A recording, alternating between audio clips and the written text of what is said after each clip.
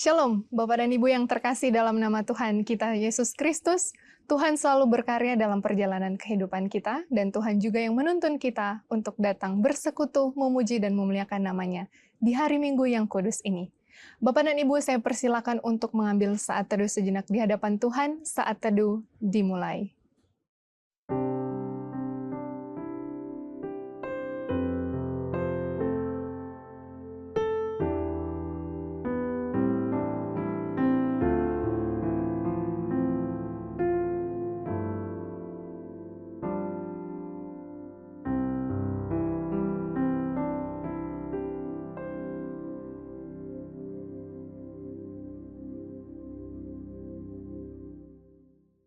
Saat teduh selesai, Bapak dan Ibu saya persilakan untuk berdiri. Kita akan memberikan penghormatan bagi Bapa Sorga.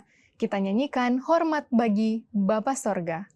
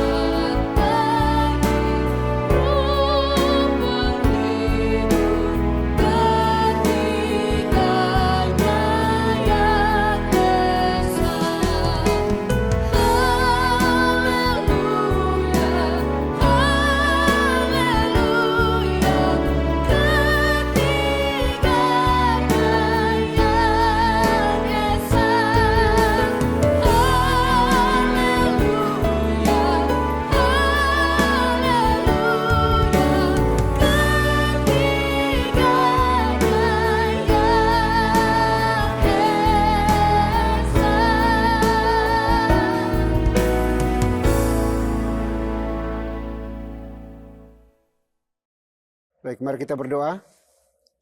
Pertolongan kita dalam ibadah ini, biarlah jadi di dalam nama Bapa, di dalam nama Putra, dan di dalam nama Roh Kudus. Haleluya. Amin. Bapak Ibu, mari bersama kita nyanyikan For You Are Great.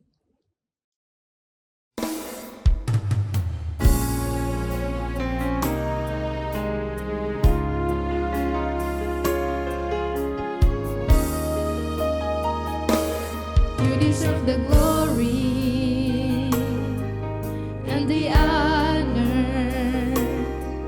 Lord, we lift our hands in worship, and I bless your holy name. You deserve the glory and the honor. Lord, we lift our hands in worship, and I bless your holy name. For you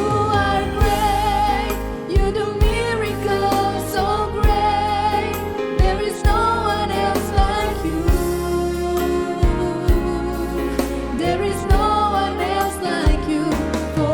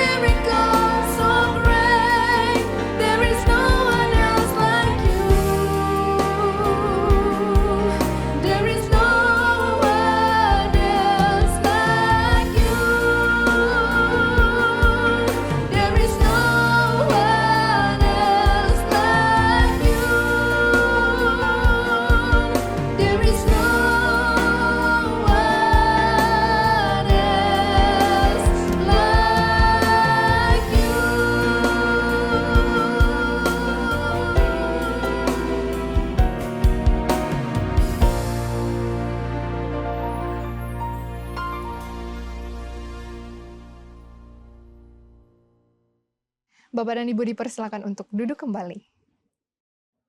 Baik Bapak Ibu saudara dikasih Tuhan, sebelum jauh melangkah dalam menyembah memuji Tuhan kita pada hari ini, mari kita datang kepada Tuhan dengan rasa sesal dan juga dengan rasa malu dan dengan segala kerendahan hati kita. Mari kita mengakuikan dosa-dosa kita di hadapan Tuhan yang Maha Tahu. Mari kita berdoa. Bapa di surga, Bapa yang kami sembah, kami kenal di dalam nama Tuhan kami Yesus Kristus. Terima kasih untuk kesempatan napas hidup yang Tuhan anugerahkan bagi kami hari ini secara cuma-cuma, sehingga kami masih bernapas hidup dan bisa beribadah kepadamu pada hari ini.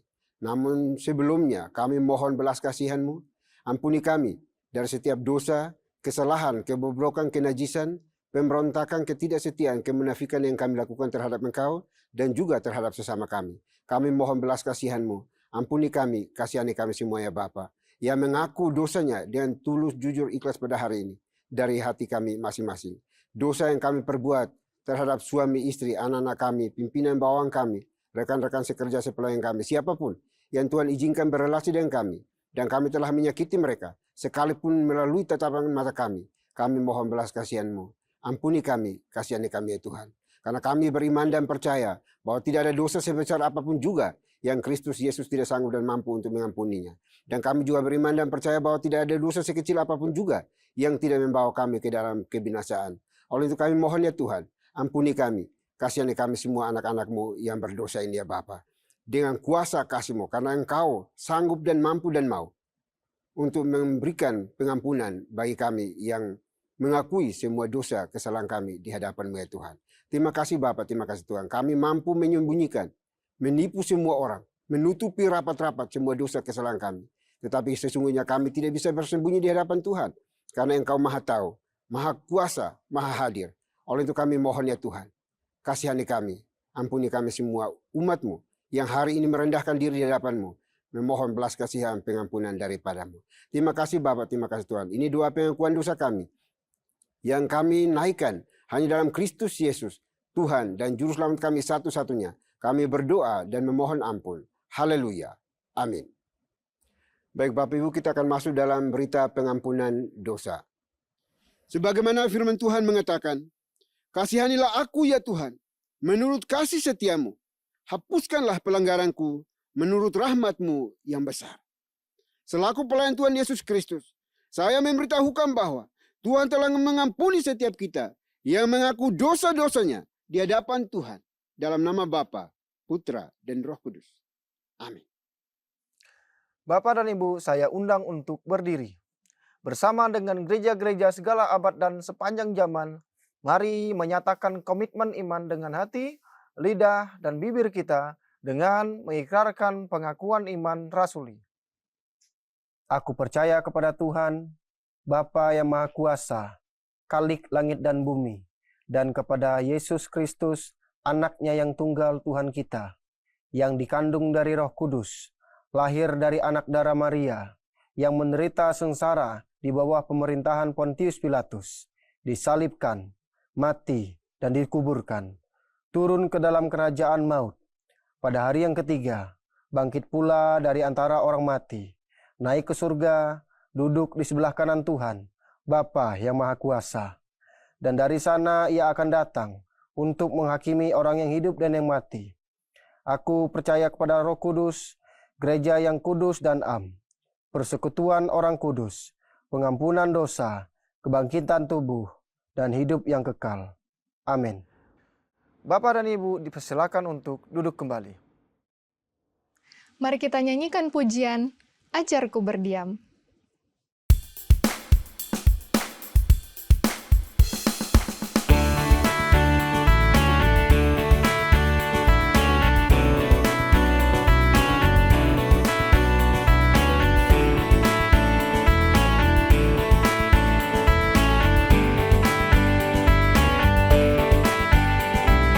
Ajarku berdiam dekat di hatimu.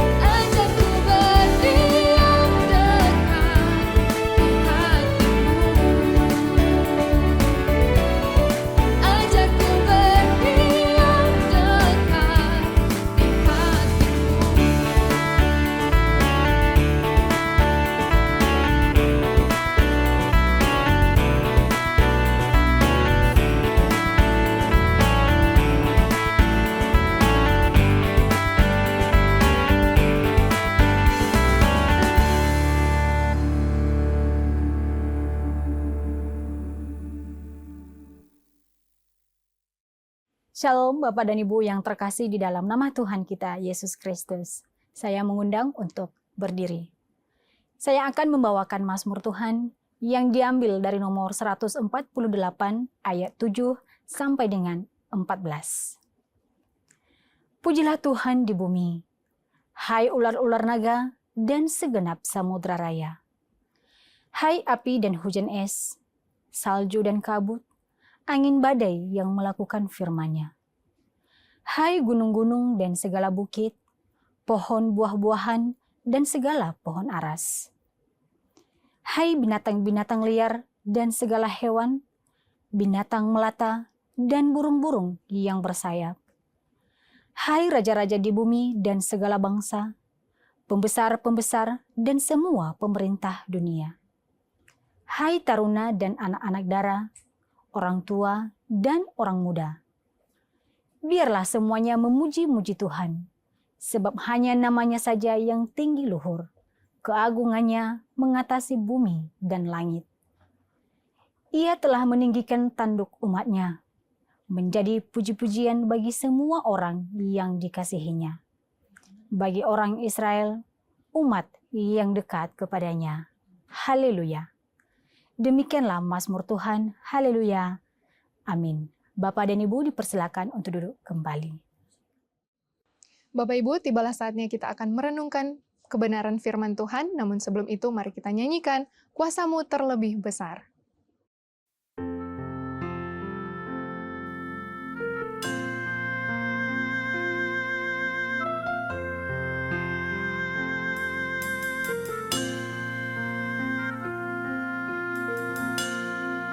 Kuasa-Mu terlebih besar, Tuhanku terlebih besar. Tak pernah terlambat janji-Mu ya Tuhan, menolong hidupku. Kuasa-Mu terlebih besar.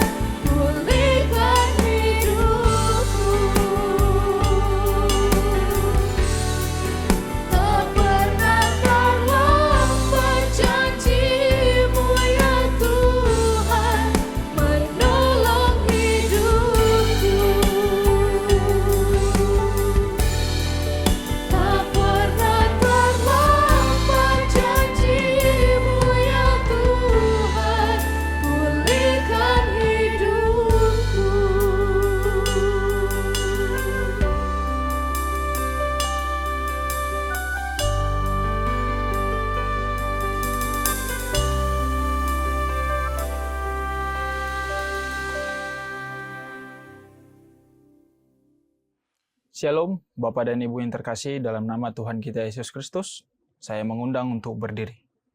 Saya akan membacakan firman Tuhan yang diambil dari Mazmur nomor 24 ayat 3 sampai dengan 4. Siapakah yang boleh naik ke atas gunung Tuhan?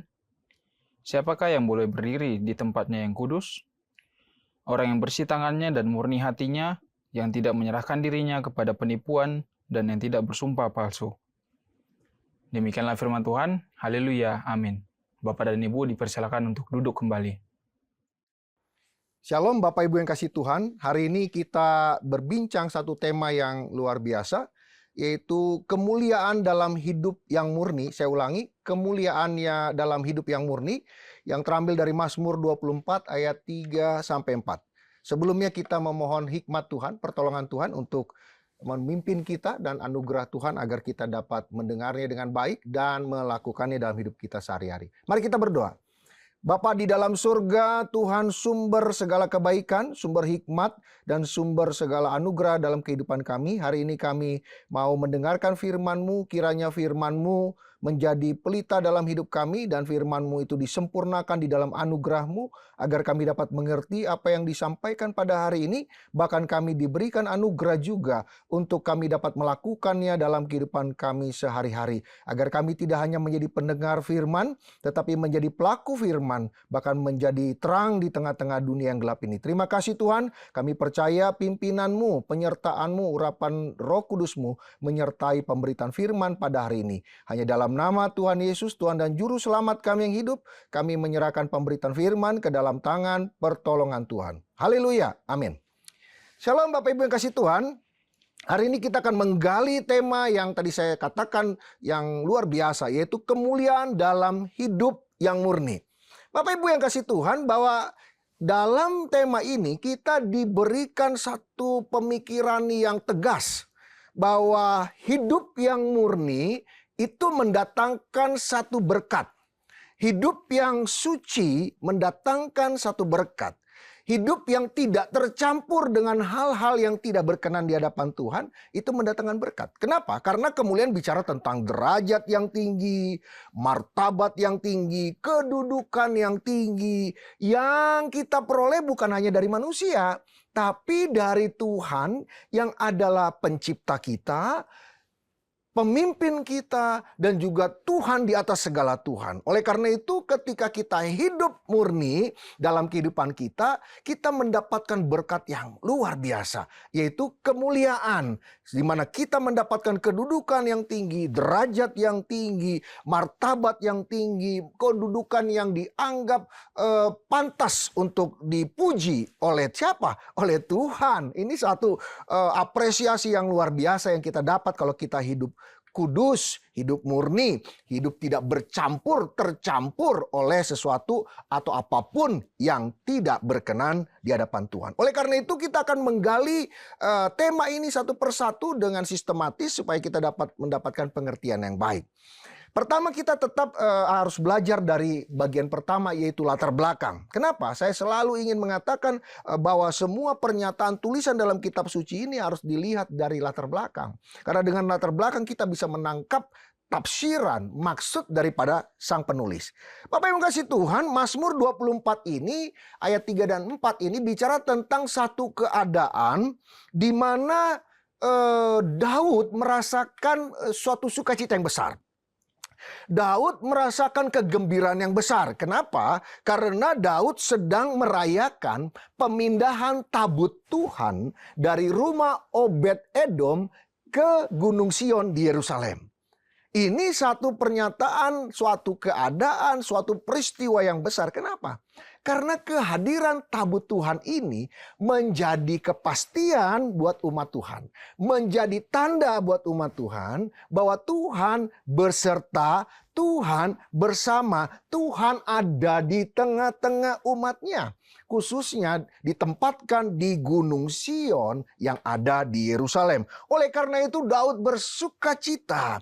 Dia mengubahkan lagu untuk keadaan tersebut. Dia bergembira, dia memimpin arak-arakan, dia memimpin konvoi pemindahan tabut Tuhan dari rumah Obed-Edom menuju Gunung Sion. Tetapi memang di sana juga bukan hanya soal dia bergembira. Di dalam lagu pujian ini juga, di dalam gubahan yang dibuatkan oleh Daud ini, ada pesan-pesan yang sungguh luar biasa. Pesan yang pertama yang harus dimaknai dan dipahami oleh semua orang pada saat yang beriringan tadi, dan kita yang mempelajari kitab suci pada hari ini, bahwa Tuhan yang diarak-araki dengan kegembiraan itu menuju Gunung Sion itu adalah Tuhan yang berbeda.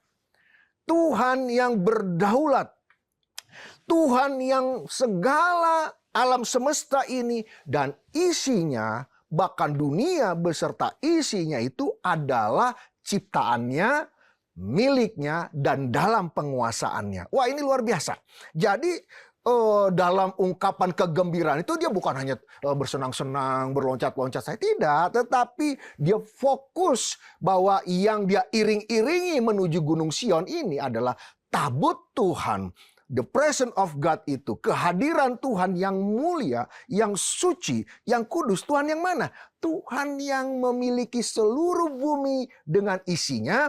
Tuhan yang memiliki seluruh dunia dengan isinya. Bahkan lebih tegas, dialah adalah pemilik semuanya. Nanti bisa baca dalam Mazmur 24 ayat yang pertama dan kedua. Semuanya ada di dalam kedaulatannya Tuhan yang dilambangkan dengan keberadaan tabut Tuhan yang mereka iring-iringi dari rumah Obed-Edom menuju Gunung Sion di Yerusalem. Kenapa?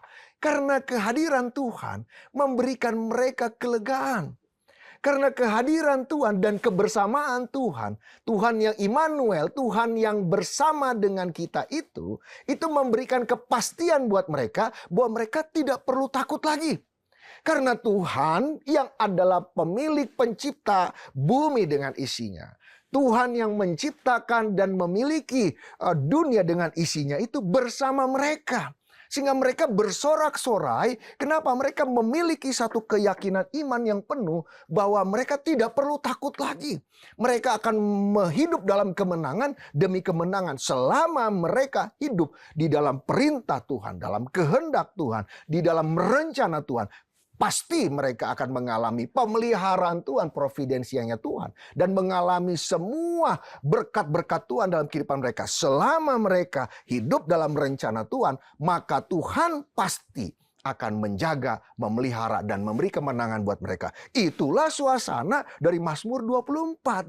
Sehingga suasananya begitu luar biasa. Dan tanpa banyak bahasa ini dan itu dengan lugas, dengan tegas, Daud mengingatkan semua umat Tuhan yang mengiring-iringi konvoi dari rumah Obed-Edom menuju Gunung Sion itu, bahwa mereka harus punya iman yang sama. Bahwa Tuhan yang mereka iring-iringi kehadirannya berupa tabut Tuhan itu adalah Tuhan pencipta dan Tuhan pemilik dan Tuhan yang memimpin atas bumi dan isinya, bahkan dunia beserta isinya. Oleh karena itu mari kita bersorak-sorai. Kenapa? Karena kita tahu yang kita iringin dan kita menuju tempat di mana tempat yang sudah ditentukan sebagai tempat daripada tabut Tuhan itu. Di sanalah Tuhan bersedia berkenan untuk berada bersama-sama dengan umatnya. Dan jika dia bersama dengan kita, seperti itulah Daud ingin mengatakan, maka pasti kita akan dijaga,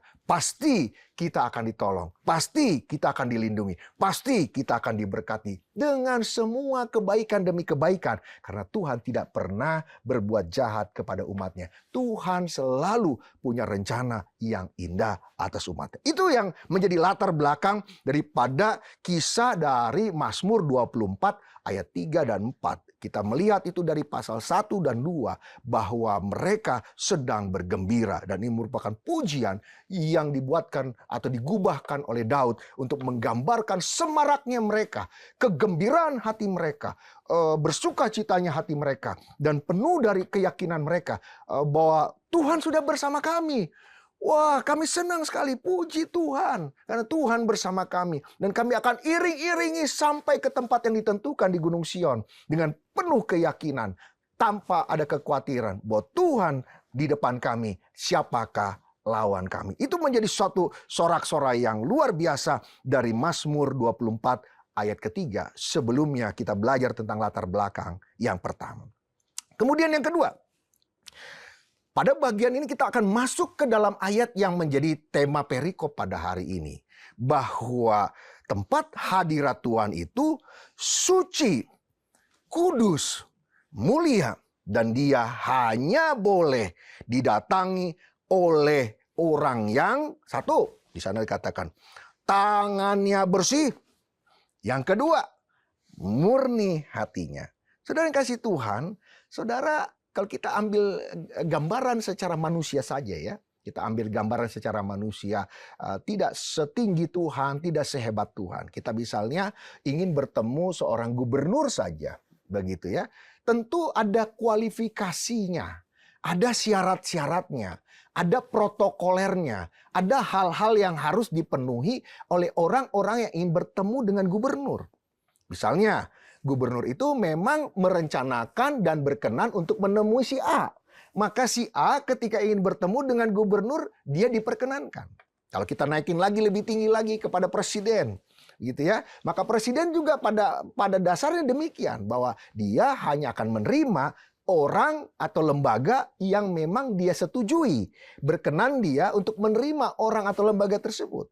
Jadi kalau saya mau datang bertemu presiden, tapi presiden tidak merasa berkenan atau memberi persetujuan untuk bertemu, maka saya tidak akan bisa bertemu. Apapun cara saya, kalaupun saya memaksakan, maka yang ada adalah kerugian buat saya. Saya akan ditangkap, saya akan dipenjara, mungkin saya dianggap orang yang sedang merencanakan kejahatan untuk Pak Presiden, begitu kan? Tentu itu berbeda sekali. Tentu kita saja dengan tingkatan presiden atau gubernur saja, itu ada kualifikasi yang ketat. Ada protokoler yang luar biasa kuatnya, sehingga kita tidak boleh sembarangan. Nah, Daud mengingatkan itu, apalagi engkau mau bertemu, engkau ingin menemui atau ingin mendatangi tempat kediaman daripada Tuhan semesta langit, kalik langit dan bumi tersebut. Ini adalah sebuah wacana, sebuah keadaan, sebuah kesempatan yang tidak bisa didapat semua orang. Kalau kamu ingin mendatangi atau bertemu dengan dia, Tuhan yang menciptakan alam semesta itu, maka kamu harus memenuhi syarat yang Tuhan tentukan. Yang pertama tadi dikatakan, engkau harus punya tangan yang bersih. Saudara yang kasih Tuhan, banyak sekali istilah tangan yang bersih di dalam kitab Perjanjian Lama dan kitab Perjanjian Baru. Ya banyak sekali itu, merujuk kepada apa pengertiannya gitu ya. Tapi saya ambil 1-2 saja untuk kita bisa mengerti apa yang dimaksud dengan tangan yang bersih. Atau istilah tangan yang bersih di dalam konteks kitab Perjanjian Lama dan kitab Perjanjian Baru gitu. Jadi bisa Perjanjian Lama, tapi secara umum ke tingkat esensinya sama. Nah, kita bisa melihat bahwa tangan yang bersih adalah tangan yang jauh dari kejahatan. Nanti bisa baca dalam 1 Samuel 24 ayat 11. Jadi tangan ini artinya adalah kita punya tangan yang bersih, bukan artinya kita cuci tangan. Ya memang bagus juga kita bergereja, datang ke rumah Tuhan, atau menghadap rumah Tuhan, kita bersih itu jauh lebih baik. Tapi bukan itu standar utamanya. Tapi apakah kita punya perbuatan dalam hidup kita jauh dari kejahatan? Hati kita tidak berpikir yang jahat tentang orang lain. Hati kita tidak ingin menjatuhkan orang lain. Hati kita tidak ingin membuat orang lain binasa. Hati kita tidak pernah memikirkan bagaimana strategi supaya orang lain itu menjadi jatuh tergeletak. Walaupun dia tidak salah begitu ya. Nah ini yang harus kita pikirkan dengan baik. Bahwa tangan kita atau kehidupan kita jauh dari kejahatan. Jadi jahat itu, kadang orang jahat itu, Bapak Ibu yang kasih Tuhan, sampai tidur juga berpikir yang jahat. Gitu ya. Jadi dia pergi dia jahat, dia melakukan apa dia jahat, bahkan sampai tidur pun dia berpikir yang jahat karena pikirannya hanya memikirkan yang jahat. Nah, orang-orang yang seperti ini tidak layak untuk masuk ke gunung Tuhan, di mana Gunung Sion itu adalah tempat di mana tabut Tuhan diletakkan. Bayangkan seperti misalnya Saul ketika begitu benci kepada Daud, dia benci pikirannya bagaimana membunuh Daud dan segala macam ini dengan berbagai cara, dengan berbagai cara, dengan berbagai cara. Nah, orang yang seperti ini memikirkan bagaimana membunuh Daud, apapun caranya, kesempatan apapun caranya, pokoknya harus membunuh Daud. Nah, orang seperti ini nggak cocok masuk ke gunung Tuhan, tidak bisa itu. Lain dengan Daud kan ada beberapa kali memiliki kesempatan untuk melakukan pembunuhan atau kesempatan untuk mengalahkan Saul, tetapi dia tidak pakai karena dia tahu Saul belum saatnya untuk binasa sehingga dia tidak melakukan usaha itu. Daud ini cocok ini masuk ke gunungnya Tuhan, Gunung Sion, tempat tabutnya Tuhan. Tapi kalau pikirannya jahat, wah susah. Gitu ya, kalau kita berpikir bagaimana kita menipu orang, bagaimana kita membuat usaha orang jatuh hancur, nah itu bahaya ya. Orang-orang seperti itu tidak layak masuk ke gunung Tuhan di mana tabut Tuhan itu berada. Dan Daud mengingatkan itu. Oleh karena itu kalau kita juga mau masuk ke hadirat Tuhan, kalau kita tarik itu perjanjian lama ke perjanjian baru, sekarang ini kan bukan lagi tabut Tuhan, tapi tempat kita beribadah, suasana kita beribadah atau gereja Tuhan, itu menjadi tempatnya hadirat Tuhan ada. Dan ketika kita datang, kita memuji dan menyembah Dia, jangan kita sombong diri, kita harus mengecek diri kita penuh dengan kejahatan atau tidak. Kalau kita penuh kejahatan, kita harus bertobat dulu baru masuk ke hadirat Tuhan. Jangan sembarangan, udah hatinya jahat, tangannya suka gampar orang, gampar istri, pukul istri, kaki tendang istri. Kemudian kita masuk seenak dengkulnya saja, masuk ke bergereja, seperti kita orang yang paling rohani. Oh itu tidak, Tuhan sangat tidak berkenan. Oleh karena itu kita harus benar-benar menyucikan hati dan pikiran kita. Sehingga perbuatan kita tahu bahwa kita tidak berkenan. Kalau tidak berkenan kita mohon ampun dulu. Baru masuk ke dalam hadirat Tuhan. Itu yang dikatakan oleh Daud. Nanti kita sampai di Gunung Sion. Katanya. Sepertinya nih saya rekonstruksi ceritanya dari Mazmur 24. Ingat ya baik-baik ya. Hanya orang yang tangannya bersih dan hatinya bersihlah yang bisa sampai ke depan daripada tabut perjanjian itu, tabut hadirat Tuhan itu. Kalau yang enggak, jangan pernah engkau akan mengalami kerugian ataupun Tuhan menimpakan murka atasmu. Itu nasihat yang sangat indah yang disampaikan oleh Daud dalam konteks Mazmur ini. Dia mengingatkan, hati-hati ya. Kita akan masuk ke Gunung Sion di mana tempat tabut itu akan ditaruhkan. Di sana ada hadirat Tuhan yang kudus. Jangan kamu bermain-main, dan kalau kamu tidak punya tangan yang bersih dan hati yang baik, jangan kamu coba-coba masuk ke sana. Akan menimbulkan murka Tuhan. Itu yang mau disampaikan. Bahwa jauhlah engkau dari kejahatan karena tanganmu itu hendaknya bersih. Itu 1 Samuel 24 ayat 11. Kemudian juga dikatakan tangan yang bersih dalam 1 Samuel 24 ayat 11 itu bicara dengan hidup yang tidak pernah mengkhianati. Atau hidup yang jauh dari pengkhianatan. Wah ini luar biasa loh. Kadang-kadang kita kan suka mengkhianati orang kan demi keuntungan. Itu kita sebut biasanya orang-orang oportunis begitu ya. Ya yang penting saya selamat lah, saya korbankan teman kayak siapa. Yang penting saya pemain yang aman begitulah. Pokoknya saya pura-pura nggak tahu lah, atau saya membela yang menang lah. Pokoknya saya bagaimana saya aman dan tenang dan tetap eksis begitu. Nah orang-orang ini banyak di zaman sekarang, orang yang suka berkhianat ini, dia tidak punya integritas dalam hidupnya. Ketika orang sudah tidak punya integritas lagi, dia akan menghalalkan itu. Pengkhianatan demi pengkhianatan, pengkhianatan demi pengkhianatan. Pengkhianatan juga merupakan sebuah kebohongan. Pengkhianatan juga merupakan sebuah penipuan. Pengkhianatan juga merupakan penipuan yang tersistematis. Dengar baik-baik pernyataan saya. Pengkhianatan itu merupakan penipuan yang tersistematis, yang sudah direncanakan dengan baik sehingga menghasilkan dan diharapkan untuk menjatuhkan orang lain, merugikan orang lain, dan kita mendapatkan keuntungan. Itulah pengkhianatan. Hati-hati dengan sikap orang-orang yang suka berkhianat. Dan orang-orang ini tidak layak masuk ke gunung Tuhan. Itu yang mau disampaikan oleh Daud. Saya suka bincang sama teman-teman, sama siapapun. Saya bilang begini, orang yang suka senyum kepadamu belum tentu teman. Orang yang suka berkata tegas atau seakan-akan ketus kepadamu, seakan-akan keras kepadamu, belum tentu lawanmu. Jadi kita harus tangkap dengan baik. Jangan-jangan orang yang keras itu justru sayang kepadamu, supaya engkau tidak jatuh ke dalam dosa, supaya engkau tidak jatuh di dalam kenajisan, supaya engkau tidak jatuh dalam ketidakmuliaan tadi. Dia berkata tegas karena sayang kepadamu. Jangan, kamu tuh begitu, kamu salah begini, itu nggak benar, karena sayang. Tapi kadang-kadang orang lebih suka dan menganggap sikap yang oke, itu dianggap sebagai loyalitas. Seringkali tidak bisa memahami bahwa kadang-kadang itu sikap pengkhianatan juga. Yang penting saya aman, yang penting saya dapat keuntungan, yang penting jabatan saya tidak terganggu dan semuanya tidak ada integritas di dalamnya. Sehingga seringkali salah memahami tentang loyalitas. Orang yang kayak gini loyalitas. Padahal itu dibalik itu ditutupi dengan kemasan-kemasan baju yang indah yang namanya pengkhianatan tadi. Saya katakan sekali lagi, orang yang senyum kepadamu belum tentu adalah temanmu. Orang yang berkata tegas atau keras kepadamu belum tentu musuhmu. Jadi mari kita jadi orang yang transparan. Hidupnya transparan. Tuhan melihat transparan, manusia melihat kita transparan. Apa yang kita ucapkan, itu yang kita lakukan. Sehingga tidak ada kebohongan di antara kita. Tidak ada dusta di antara kita. Apalagi melakukan pengkhianatan kepada orang lain. Kemudian kata tangan yang bersih juga merujuk di dalam 1 Samuel 24 ayat 11 tadi. Merujuk juga kepada hidup yang jauh dari dosa. Hidup yang jauh dari dosa.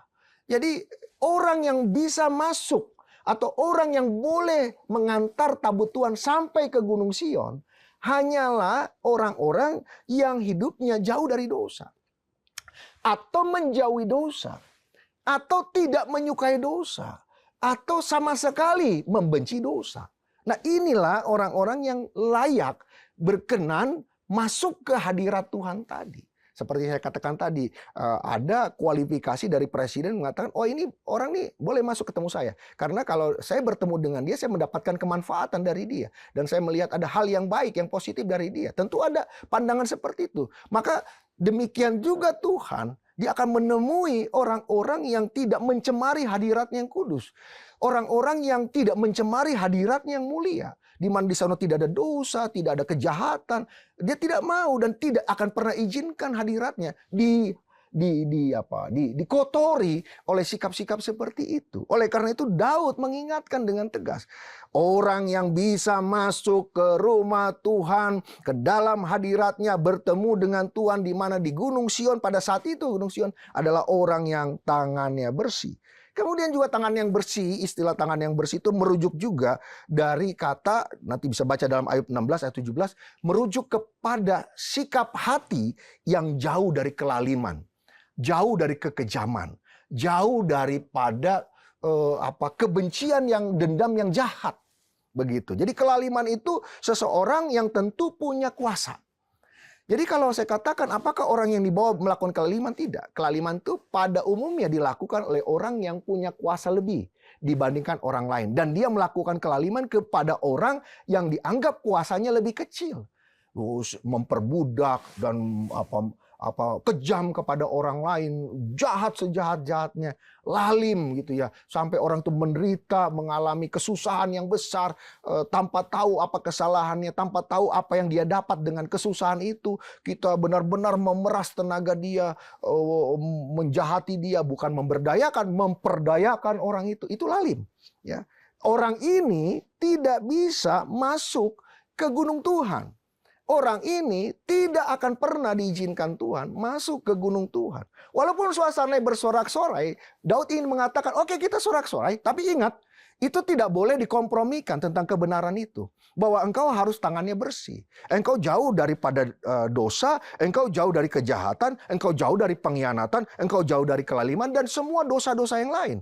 Itu tidak bisa dikompromikan. Maksudnya Daud, walaupun kita suasananya sedang bersuka cita, bukan berarti kita meninggalkan syarat itu untuk masuk ke gunung Tuhan. Ya, itu yang pertama. Kedua, orang yang bisa masuk ke gunung Tuhan atau sampai ke gunung Tuhan, mengiring-iringi tabut Tuhan dari rumah Obed-Edom itu adalah orang yang murni hatinya. Saudara yang kasih Tuhan, hati itu tempat di mana suatu keputusan itu diambil. Hati dalam konteks firman Tuhan ini bicara tentang suatu kehendak, suatu motivasi, suatu motif, dan akhirnya sudah menumpuk dan menjadi sebuah keputusan yang berupa kehendak untuk melakukan sesuatu. Disitulah hati berbicara. Jadi ketika seseorang hatinya sudah tergerak, ketika seseorang hatinya sudah melontarkan satu keputusan, maka itulah yang dinilai sebagai kebenaran atau kesalahan. Sebagai kebenaran atau ketidakbenaran, begitu ya. Nah, kita bisa baca nanti dalam Kejadian 3 ayat 6 sampai 6a ya. Bagaimana ketika wanita yaitu Hawa itu mulai tertarik hatinya atas bujukan iblis. Ketika dia sudah tertarik, dikatakan sana, dan lagi pula pohon itu menarik hati wanita itu, maka dia sudah mengambil keputusan untuk mengambil buah di pohon tersebut.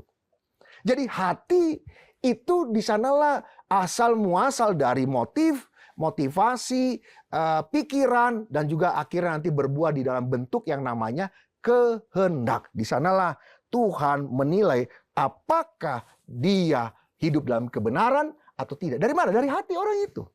Bukan dari yang lain-lain. Dari hati orang itu. Gitu ya. Bisa saja saya mengatakan yang baik-baik, oh saya cinta Tuhan, sayang Tuhan, saya selalu mengerjakan firman Tuhan, dan tapi di hatinya saya cuma mau supaya dipuji orang sebagai orang yang sungguh-sungguh dalam Tuhan, supaya saya dipuji sebagai orang yang taat dalam Tuhan, supaya saya dipuji sebagai orang yang spiritual. Tuhan gak lihat ucapan saya, Tuhan lihat kedalaman hati saya. Begitu. Nah, demikian juga ketika pemilihan daripada Daud gitu ya, Samuel disuruh memilih, maka dia pilih kakaknya Daud yang badannya tinggi kan. Maka Tuhan bilang, kamu manusia melihat apa yang dilihat mata, tapi Tuhan melihat kedalaman hati. Tuhan butuh dan Tuhan menjadikan hati sebagai standar penilaian kebenaran atau tidak. Nanti bisa baca juga dalam Kejadian 4 ayat 5, di mana ketika Habel mendapatkan penerimaan dari Tuhan apa yang dikurbankan oleh Habel, maka dikatakan lalu hati Kain menjadi sangat panas. Ketika hatinya sudah condong, hatinya sudah bergerak menuju kepada dosa dan ingin melakukan sesuatu yang tidak pantas, tidak benar di hadapan Tuhan, maka terjadilah itu. Jadi hati yang dinilai oleh Tuhan. Oleh karena itu, kita harus mengerti tentang hati ini. Makanya ada kata jaga hatimu, karena dari hati itu terpancar segala kebaikan kalau engkau hidup dalam kebaikan dan kebenaran. Juga kita bisa baca dari cerita Yusuf, ya seorang yang dikatakan karena Yusuf seorang yang tulus hatinya dan tidak mau mencemarkan nama istrinya. Nanti bisa baca Matius 1 ayat 19. Di mana Yusuf karena hatinya baik, dia mengeluarkan keputusan untuk tidak mencemarkan nama baik istrinya. Dia mengeluarkan keputusan yang benar, suci, kudus, dan sesuai dengan perintah Tuhan. Oleh karena itu Daud ingin mengatakan bahwa ayo, kamu boleh masuk mengikuti iring-iringan ini. Tapi ketika sudah mendekati tempat daripada Gunung Sion, ataupun kamu sedang mengiringi ini, sebaiknya kamu kalau tidak punya tangan yang bersih, tidak punya hati yang murni, segera keluar dari rombongan ini. Karena rombongan ini adalah orang-orang yang dengan sadar dan punya komitmen untuk punya tangan yang bersih atau hidup yang menjauhi kejahatan. Yang kedua adalah mereka punya hati yang murni, yang jauh daripada kejahatan, jauh daripada motivasi, jauh daripada motif, jauh dari pikiran untuk melakukan yang jahat. Orang-orang seperti ini yang boleh berarak-arakan, memuji-muji Tuhan, masuk ke Gunung Sion dan bersorak-sorai masuk ke rumah Tuhan, di mana Tuhan bersedia dan berkenan untuk menyampaikan maksud dan tujuannya, menyampaikan berkat-berkatnya kepada umat Tuhan. Yang terakhir, Bapak Ibu kasih Tuhan, kemuliaan apa yang kita dapat dalam hidup yang murni? Karena judulnya kan kemuliaan dalam hidup yang murni. Tentu kalau kita udah hidup murni, hanya kemuliaan apa sih yang kita dapat? Nah, itu yang kita mau bahas sebagai penutup daripada khotbah hari ini. Setelah Daud mengatakan bahwa Tuhan itu adalah Tuhan yang berdaulat sebagai pemilik bumi dan juga pemilik dunia dengan isinya, ada bahkan pencipta semua itu, maka dia lanjutkan dengan cerita pada poin yang kedua yang tadi saya bahas, bicara tentang bagaimana orang-orang orang yang boleh berkenan bersama Tuhan di dalam the presence of God itu, yang pada saat itu dilambangkan dengan kehadiran tabut Tuhan itu, hanya orang yang tangannya bersih, yang jauh dari kejahatan, jauh dari pengkhianatan, jauh dari dosa, jauh dari kelaliman, semua yang tidak berkenan pada Tuhan dan punya hati yang murni. Nah, terakhir, kalau kita sudah begitu, sudah punya tangan yang bersih, hati yang murni, dan kita menjadi pelaku daripada kedua hal yang luar biasa tadi, maka kita adalah orang-orang yang bisa bersama Tuhan, tinggal di dekat atau bersama dari hadirat Tuhan yang suci dan kudus itu. Kenapa? Karena saudara dan saya harus mengerti bahwa di dalam hadirat Tuhan itu kita mendapatkan berkat-berkat Tuhan. Nanti saudara bisa baca di ayat yang kelima dari Mazmur 24 ayat 3-4 yang menjadi perikop. Kemudian kita masuk ke ayat yang kelima. Di sana kita akan mendapatkan katanya. Kata Daud, jikalau kita sudah hidup dengan tangan yang bersih dan murni hatinya, maka Tuhan menjanjikan dalam Mazmur 24 ini adalah berkat Tuhan dan keadilan yang menyelamatkan kita. Berkat kesehatan, berkat kebaikan, berkat-berkat yang lain, dan itu menyertai kita. Kita tidak perlu terlalu mengejar-ngejar berkat itu. Kalau kita hidup dalam kebenaran, berkat itu yang menyertai kita. Itu yang luar biasa. Yang kedua yang tadi saya sampaikan, bahwa orang yang sudah hidupnya tangannya bersih, kelakuannya bersih, dan murni hatinya, maka dia hidup di dalam keadilan Tuhan. Apa maksudnya? Segala sesuatu yang tidak adil, yang menghampiri hidup kita, pasti dilalukan dari Tuhan. Terhadap anak-anak Tuhan yang hidup benar, tangannya bersih, murni hatinya. Oleh karena itu saudara tidak perlu takut menghadapi hidup ini. Kenapa? Karena ada Tuhan di depan yang menghalau semua yang tidak adil. Menghalau semua yang jahat, semua yang tidak berkenan di hadapan Tuhan dihalau oleh Tuhan. Selain itu ada berkat-berkat, yaitu berkat pemeliharaan, berkat kesehatan, berkat rezeki, berkat yang lain-lain, semuanya itu kebaikan kita, buat kebaikan kita semua. Oleh karena itu Bapak Ibu yang dikasihi Tuhan, mari kita hidup dalam hati yang murni supaya kita memperoleh kemuliaan. Kita bisa hidup bersama dengan Tuhan dalam hadiratnya yang suci, yang kudus. Hanya syaratnya, apakah saudara hidup dalam hati yang murni. Hati yang tidak tercemar, hati yang tidak tercampur, hati yang tidak diganggu atau tidak bersama-sama ada di dalamnya sesuatu yang tidak berkenan kepada Tuhan. Tapi benar-benar hatinya sungguh-sungguh bertaut kepada Tuhan dan menjauhkan dari perbuatan yang tidak bersih dan juga dari hati yang tidak bersih. Sehingga ketika saya dan saudara bersama-sama masuk ke dalam hadirat Tuhan, pastilah kita akan menerima yang namanya berkat Tuhan dan keadilan Tuhan yang menyelamatkan saudara dan saya. Jangan takut, karena ada Tuhan yang memberkati kita dan melindungi kita dengan keadilannya. Kita pasti sampai di ujung dari perjuangan dan perjalanan iman kita, karena Tuhan tidak pernah meninggalkan kita satu detik pun, dan Tuhan tidak akan pernah membiarkan kita jatuh tergeletak, karena penyertaannya, tongkatnya, gadanya senantiasa menjaga kita sampai kita mengakhiri kehidupan di tengah dunia dalam kemenangan dan kemenangan bersama di dalam dan karena anugerah Tuhan. Haleluya, mari kita berdoa. Bapa di dalam surga, berkati kami agar kami dapat hidup di dalam anugerah-Mu, dapat menjaga hati kami agar selalu murni di dalam Tuhan, agar tangan kami bersih, hati kami murni, dan kami menjalankan kebenaran dan kebaikan di dalam anugerah Tuhan. Berkati kami sampai kami mengakhiri kehidupan tengah dunia ini, dan kami percaya orang yang bersandar pada Tuhan, yang bertaut kepada Tuhan hatinya, pasti akan menerima kemenangan di akhir dalam perjuangan dan perjalanan hidup imannya. Terima kasih Tuhan, dalam nama Tuhan Yesus kami berdoa. Haleluya, amin. Bapak Ibu, mari bersama kita bawa persembahan kita ke hadapan Tuhan. Persembahan dapat diberikan melalui transfer ke rekening atas nama Yayasan Moria atau QR Code yang akan tertera di layar. Sambil kita memberikan persembahan, mari kita nyanyikan Tetap Cinta Yesus.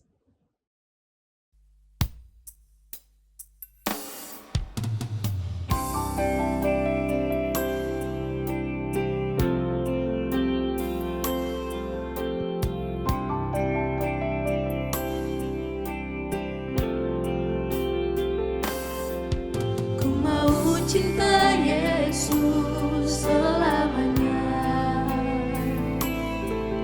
Ku mau cinta Yesus selamanya.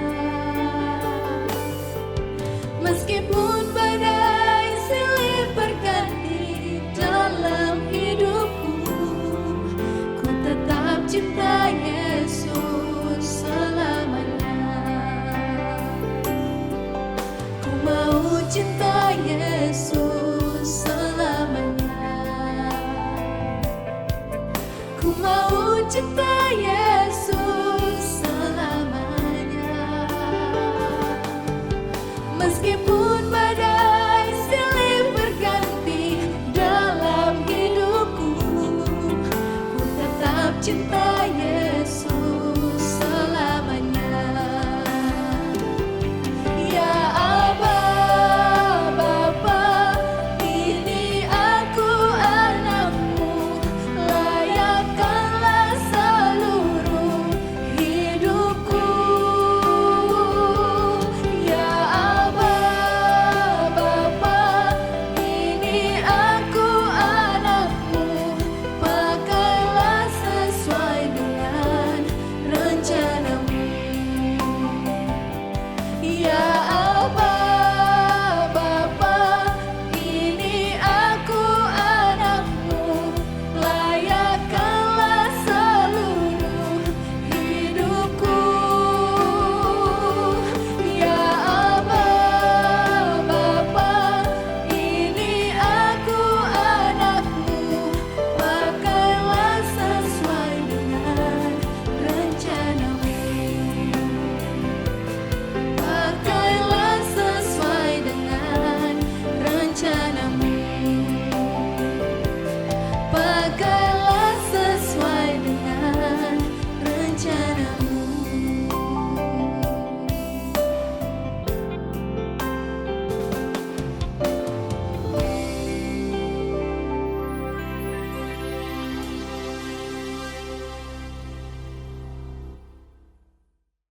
Baik Bapak Ibu, kita akan masuk dalam doa syafaat. Doa syafaat akan diakhiri dengan doa Bapak kami. Ketika doa Bapak kami, Bapak Ibu dimohon untuk berdiri.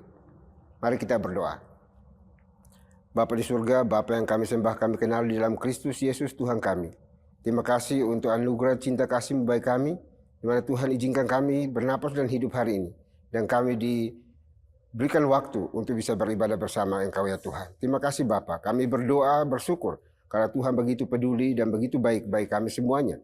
Sehingga Tuhan mau berbicara kepada kami melalui firman Tuhan yang sudah dikabarkan, diberitakan oleh abdi-Mu, anak-Mu pada hari ini. Kiranya firman Tuhan itu menjadi berkat bagi kami, menjadi suluh pedoman bagi kami di dalam setiap langkah juang hidup kami. Terima kasih Bapa, terima kasih Tuhan. Berkati abdi-Mu dalam kehidupan pribadi, keluarga, pekerjaan pelayanannya, Tuhan buat menjadi berhasil.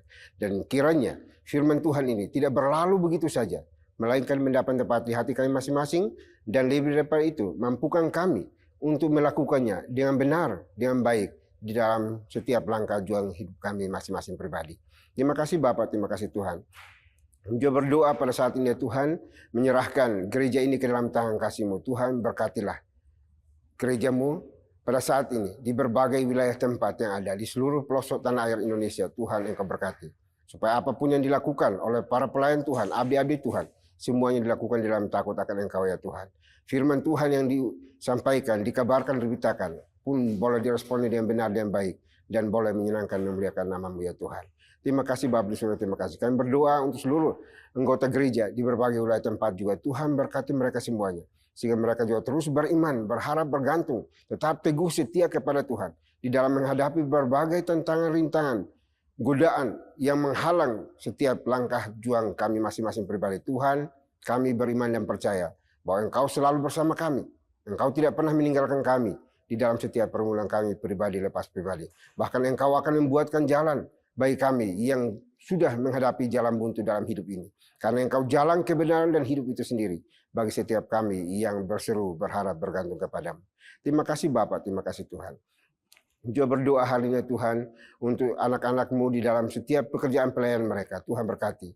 Buat semua yang mereka kerjakan, apapun itu, menjadi berhasil oleh karena intervensi Tuhan di dalamnya. Yang belum bekerja, Tuhan juga berkati. Berikan hikmat, buka jalan bagi mereka supaya mereka bisa bekerja dan boleh memuliakan nama Tuhan. Terima kasih Bapak, terima kasih Tuhan. Kami berdoa untuk seluruh pergumulan pribadi lepas pribadi, kami keserahkan ke dalam tangan kasih-Mu. Biarlah Tuhan sendiri yang akan terus menopang, menolong, dan berkati anak-anak-Mu semua ya Tuhan. Yang sementara studi juga Tuhan berkati senantiasa. Bapa yang baik, Bapa yang kami sembah di dalam Kristus Yesus Tuhan kami. Kami juga berdoa pada hari ini ya Tuhan, untuk seluruh pelayan Tuhan di seluruh pelosok Indonesia ini. Tuhan berkati, khususnya di bawah naungan GPI. Tuhan tolong mereka semuanya supaya tetap setia kepada Tuhan di di dalam memberitakan kabar baik bersama dengan seluruh anggota gereja untuk membawa dampak positif, membawa shalom Tuhan di wilayah mereka masing-masing, di setiap gereja lokal, pos PI yang dibangun bersama-sama, demi hormat kemuliaan bagi nama Tuhan. Terima kasih Bapa di surga, terima kasih. Kami juga berdoa saat ini Tuhan untuk seluruh pergumulan dari kami anak-anakmu pada hari ini, yang beribadah kepadamu.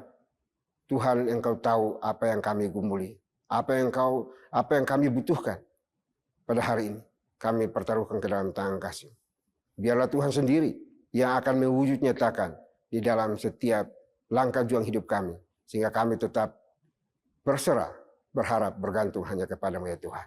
Terima kasih Bapa, terima kasih Tuhan. Kami juga berdoa untuk bangsa dan negara kami juga serah ke dalam tangan kasih-Mu. Tuhan, pimpin, tuntun, berkati negeri kami. Jauhkan dari berbagai tentangan-rintangan, orang-orang yang ingin menghancurkan kesatuan negara ini, kami serah ke dalam tangan kasih-Mu. Tuhan, Engkau hadir untuk melawat dan memberkati, menyatukan bangsa yang penuh dengan kepelbagaian ini di dalam cinta kasih-Mu. Pemerintah kami dari pusat sampai ke pelosok-pelosok tanah air, Tuhan juga berkati. Sehingga dalam menjalankan roda pemerintahan ini, mereka lakukan di dalam takut akan Tuhan dan menghadirkan kesejahteraan, kedamaian, ketentraman bagi seluruh anak negeri ini ya Tuhan. Terima kasih Bapa di surga, terima kasih. Kami juga berdoa pada saat ini ya Tuhan, untuk kondisi dunia saat ini, pun kami serahkan dalam tangan kasih-Mu, Tuhan berkati. Negara-negara yang masih terus bertikai, kami mohon Tuhan beranugerah bagi mereka, supaya mereka boleh mencapai kesepakatan untuk ada rekonsiliasi bersama di dalam konflik yang dialami ya Tuhan, sehingga tidak menelan banyak korban di dalam dunia ini ya Tuhan, tetapi terus bangkit dan membawa kesejahteraan bagi seluruh masyarakat negeri ini ya Tuhan, dan juga untuk dunia ini ya Bapa.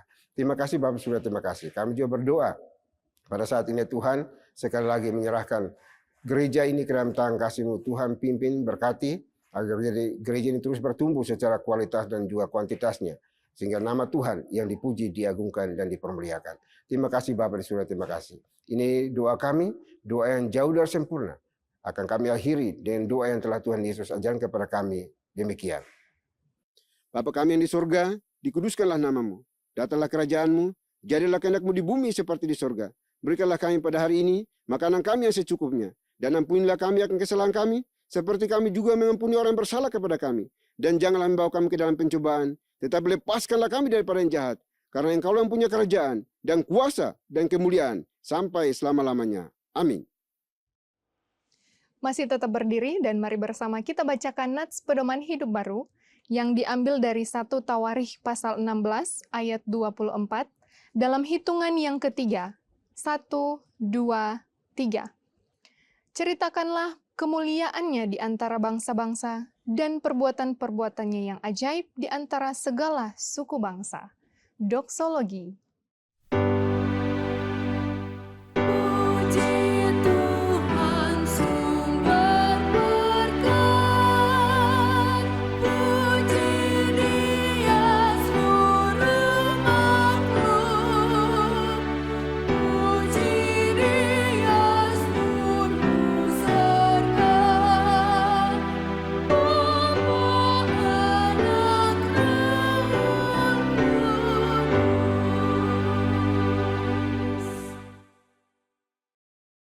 Baik, Bapak Ibu, kita kembali melanjutkan tugas tanggung jawab kita sepanjang hari ini. Namun jangan lupa pesan firman Tuhan yang sudah disampaikan bagi kita semuanya.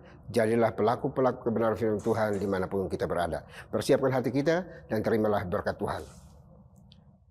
Kiranya anugerah damai sejahtera yang datang dari Bapa di surga, dari Tuhan kita Yesus Kristus, serta penyertaan pimpinan kuasa Roh Kudus, memimpin, menuntun, menyertai kita senantiasa, mulai hari ini sampai selama-lamanya. Amin.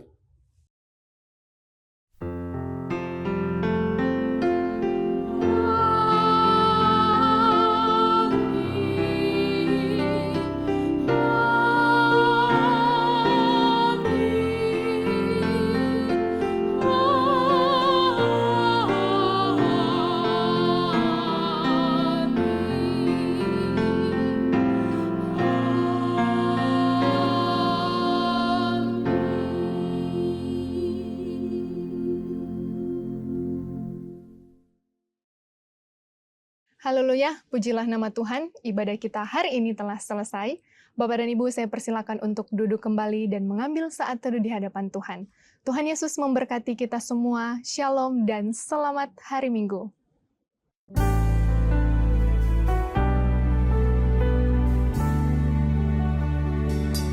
In Christ alone will I glory, though I could pride myself in battles won.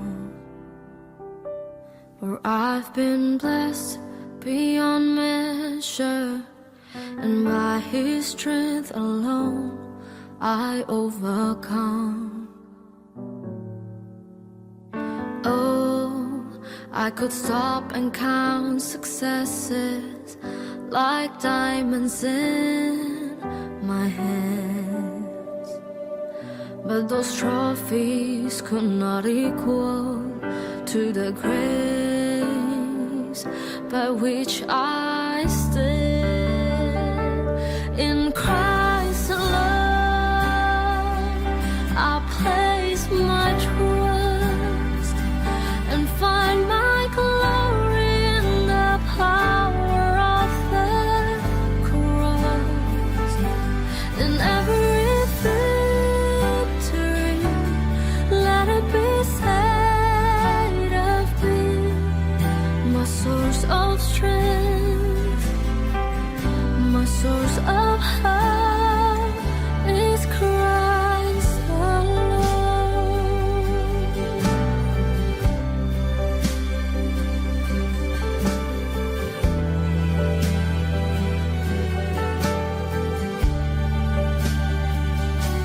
In Christ alone do I glory, for only by His grace I am redeemed.